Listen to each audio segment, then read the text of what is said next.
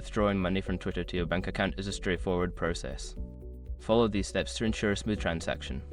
Step 1. Access your Twitter account. Log into your Twitter account using your credentials. Make sure you are using the account associated with the funds you wish to withdraw. Step 2. Navigate to monetization settings.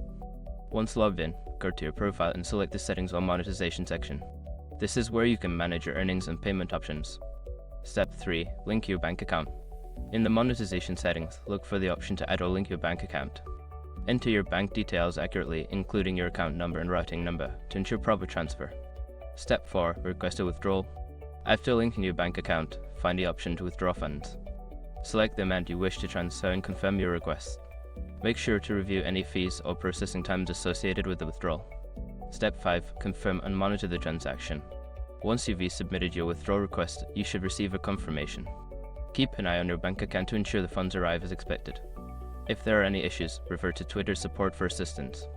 By following these steps, you can successfully withdraw money from Twitter to your bank account. If you encounter any difficulties, don't hesitate to reach out to Twitter support for help.